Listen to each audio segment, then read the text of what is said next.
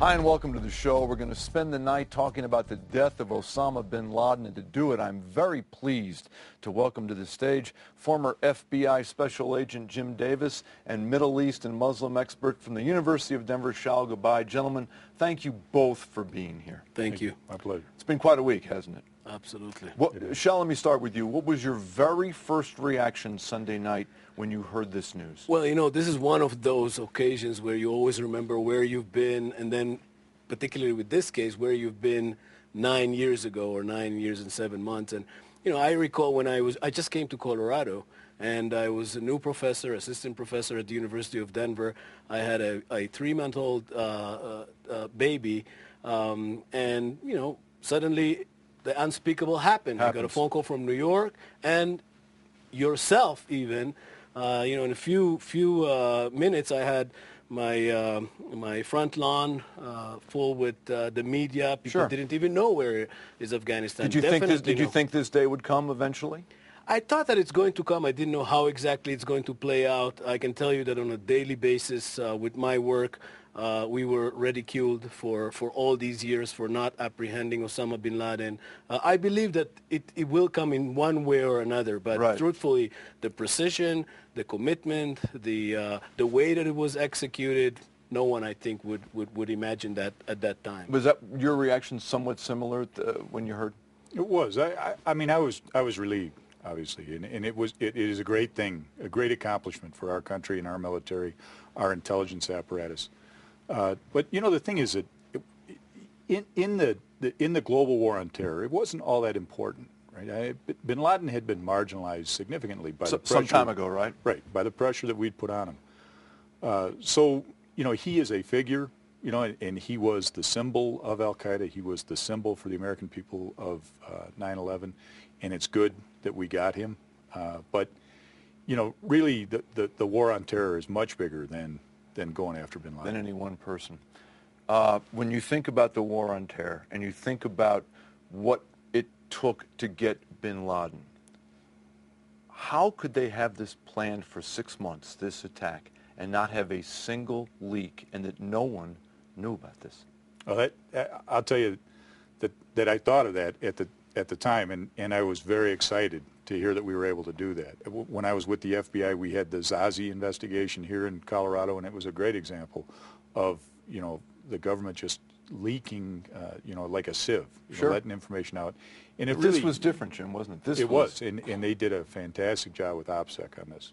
How involved is an operation like this? When all of us read that it takes 40 minutes to go in and actually do it, did they actually practice this in Afghanistan for the weeks leading up to this? Well, you know, what I know is what I've seen in the media, and I know and I know that that's what they would have done. You know, I'm confident that an operation like this, they would have trained and prepared for it, because it was such an important mission. And frankly, you know, it's a pretty dangerous mission to think that they are flying that far into Pakistan to pull this off. I mean, those guys are something else. Yeah, I mean, they are. Our special forces operators are amazing, and you know, we should all sleep well at night knowing that they're out there. You probably, like me, you watch television like we all did on Sunday night. Oh, no question about it. Were you personally surprised at the scenes of celebration from Americans, or do people have the right to react any way they want to any sort of news? I think that, you know, this is such a huge achievement. And like Jim is suggesting, it's so important at all levels, at the Obama level, at the cabinet, and then when it trickles down, we so much needed some good news, you know, in so many levels, at economic level and security level. So I think it was just a spontaneous outpouring. Emotional outpouring, exactly, and which is legitimate and which is good for us. And you're fine with it. And no question about it. I think that, you know, if you study the Middle East closely, and you know, I was more interested in you know, how the media in the Arab world reacts. I want to talk about parts that too. of the we'll talk about it. So I was more tuned to that, and even what I was doing throughout the media was mostly over the phone, because I was constantly monitoring what is happening in the Arab world. What is is important is how also the reactions are there, because as Jim suggested, it for itself, Osama Bin Laden was out of the game for quite a while. We were after them. They were on the run. That's why we didn't have another September 11. But then the question is, how do we move forward? How do we and move how forward? do we move forward is very much to do with the perception in the Arab world, in the Muslim world, particularly in the extreme parts of that world. And then what do we do about it? And how do we still continue with the resources, including those that we apprehended in his home? Before we go to a commercial break here, can we all agree that because of the rules of engagement in war, we can't come out and say we went in to get him, that it was a capture or kill, but can we kind of reasonably assume that our Navy SEALs did what they were ordered to do?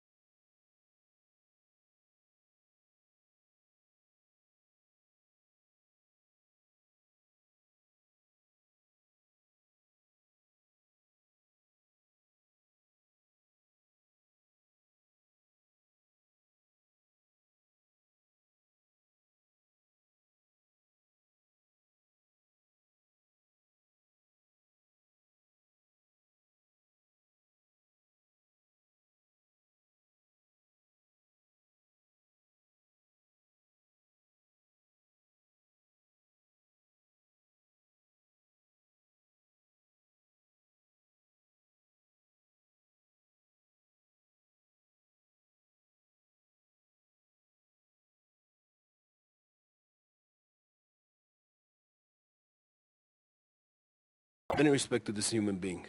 I think that this But human being do you was agree not... with what the president says, that by releasing them, we could be inflaming tensions all over the world, and in effect, we're spiking the football, we're celebrating by releasing the photograph? No question. That is true. That is one thing on the cost that of, But on the of other releasing the photos. On the other hand, we have issues which are more than just respecting the individual, namely that for those who are not in the perspective or in the part that still question that it may be finding a specific photo which is not necessarily so graphic, but I think seeing Osama bin Laden dead has its effect for itself, and it is important closure, not just for us here, but also in the Middle East and the Muslim world, which is going to be the from where those extremists, those terrorists are going to be recruited.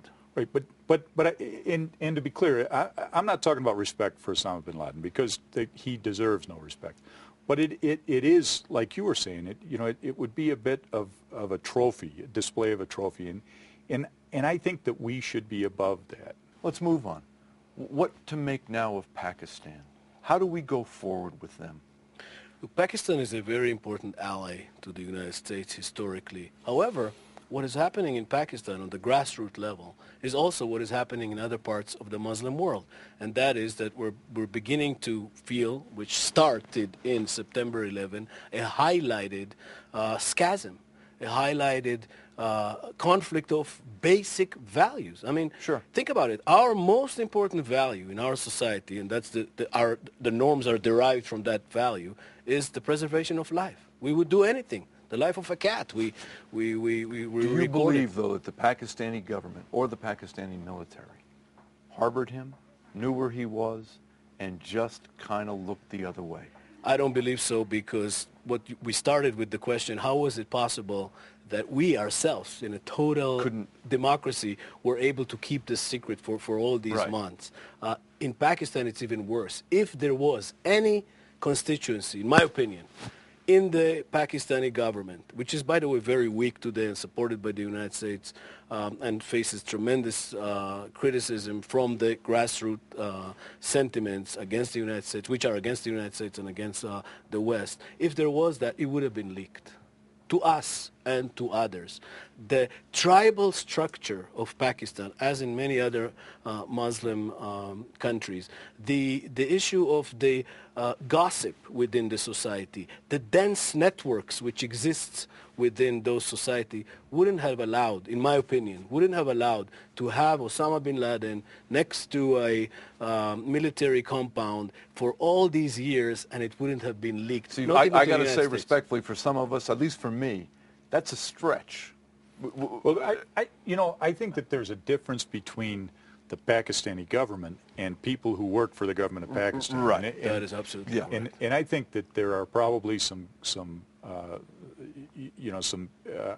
members, the Pakistani intelligence service, that knew where he was. And I have nothing to base it on other than what I've seen. But that is definitely a possibility. But the government, as a government, doesn't seem like it. I mean, this is hugely embarrassing for the Pakistani government. Sure.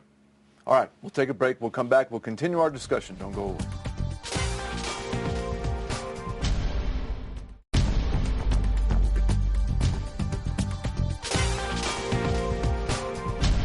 We are back talking about the big news of the week, the death of Osama Bin Laden.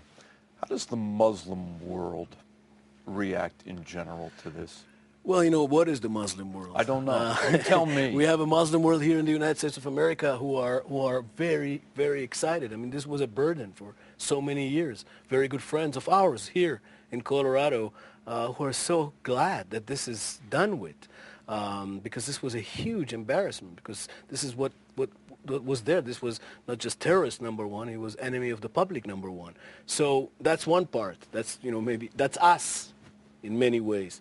And then there is the other extreme, which is, for example, the Hamas in Gaza, the head of the Hamas in Gaza, which criticized the United States for its operation for killing Osama Bin Laden, who he sees as an important religious leader. So you have a whole spectrum. And this is going to be used by the spectrum according to their own interests. Before we go on to other issues, if we're going to continue to fight the war on terror, don't we have to get those groups of people and educate them that we are not, for lack of a better term, we're not the enemy, and you can work with us, and that going forward in the next 100 years, we have to get rid of the hate?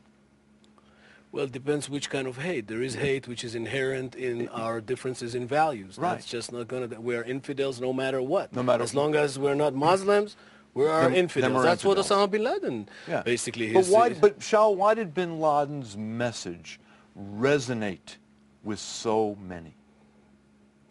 There are many reasons for that. I believe that the most important reason is, and that goes to your theory, that we could do something, which is the economic despair. I mean, if you have a majority in Egypt, which is under the age of 25, majority of the population, and has no hope in finding work, in any basic life quality, Right. not even having a TV or a beer for the Don't evening. you think we have the same thing in this country? That's why we have gangs. Because kids that go into gangs have no hope. Yeah. When you give up hope, then it's not about logic, really. And then on the other hand... So it's the same theory. Yeah, absolutely. And then but it's just a matter of numbers and where we're Right. going. Still, you can see in the United States people who are very successful, we spoke about it earlier, who came from nothing. So there is a narrative which someone can connect to and say, well, Sure. maybe if I educate myself, maybe if I go to learn. So that's not the majority. But when you see a whole country, a whole society, and there's such disparity, and there are no values in regarding democracy, in regarding arguments, then you really have the ability for those who are on the extreme to recruit, to persuade, and to give another way, which is about Allah and the value of dying in the name of those values. Do either of you think that this event gives the administration an entree, if they choose, to consider getting out of Afghanistan? Well, whether or not that might be their motivation, I have a hard time accepting that that is a good idea. What really worries me is that if we pull out of Afghanistan, what comes in our place? Do we go back to what was before? You know, the Taliban's Sure. in charge, or we have a haven for terrorists. You know, the reason that we have been successful in the fight against terrorists since 9/11 is that we have continued to apply pressure to Al-Qaeda to make it difficult for them to effectively plan and carry out operations. What concerns me is that if we pull out of Afghanistan and they can work there without fear of us, from us, from the military, from the intelligence community, that they can... But isn't the other side of the coin, Jim, that no matter how long we stay in Afghanistan, they could wait us out, and when we do eventually go and we call it a victory, it'll eventually go back to what it was? Well, I mean... that's the tough question. That's the question for the guys that are far smarter than I am. And me too. They're the ones that have to make the tough decisions. Right. But I just don't know how we do that without having, the thing collapse in behind us. Right. And that would be bad. What do you think about Afghanistan? It takes me back to, the theory of litigation is if you just find a little hole in the argument of the opponent, then you drive a truck through it, right? So we did create a hole. We did create a hole in Iraq. Look, there is a parliament, something which is unprecedented in an Arab country. We're educating in regards to how you create democratic processes. Jim himself visited in Iraq, was a part of the councils. Yeah. General Rice was the same, just from Colorado, to help and build. It's difficult to go back from that. So I don't believe it's going to go back to where it was. Women in Afghanistan are in a very different place. They are raising their voice now. So once I think you educate about, and that's what you were saying earlier, once you educate, you socialize in these democratic values, it's going to penetrate and you're moving forward. How exactly it's going to play out, particularly now with the turmoil in the Middle East, no one knows. Yeah. And particularly not in that part of the world. Exactly. We'll stop. We'll take a break. We'll come back. One more section. Don't go away.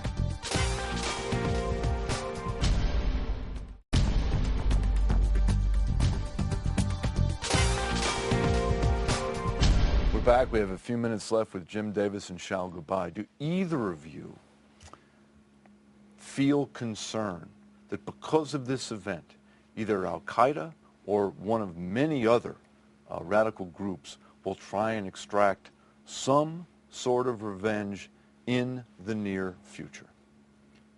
I think it's possible, but I think that the problem with that theory is that it assumes that Al-Qaeda has operations kind of in the can, ready to lay out. And, my experience is that that's not the case. When they are in a position to strike, they will strike. The concern for me is that there are folks who are getting self-radicalized, that are sitting on the fence, and they see this, and that pushes them over the top. So it's not really Al-Qaeda that worries me. It would be the lone wolves that are getting do you I absolutely concur. Not just that I don't believe that they have something that they're ready to initiate, waiting for an event like that. I think that constantly they were It's just that they were on the run.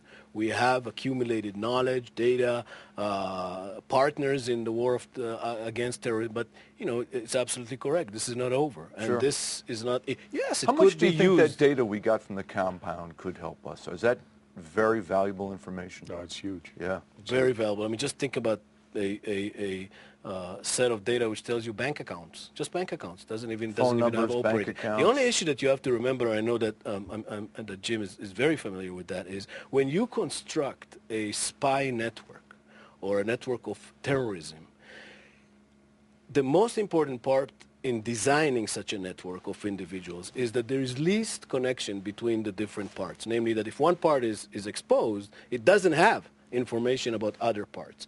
And most likely that this was the network. That's why, by the way, we speak about a network of terrorism. We don't Sure. speak anymore about an organization. It's Yeah, not a it's a pyramid. network.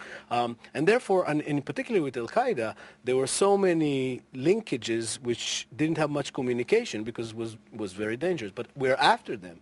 They are on the run. And obviously, much of the information that we got in just from the computer data that we got, the hard disk from the home, was definitely going to move us back. And just remember that even in the interviews in Guantanamo Bay, that's where Sure. one word could bring you to a network. That courier basically set this whole thing up, didn't he? Right. Yeah. I got like a minute left. Is the war on terror something that in our lifetimes we're going to just see continued to be fought without any real significant change? It'll just be vigilant on our part, and we'll continue to fight it.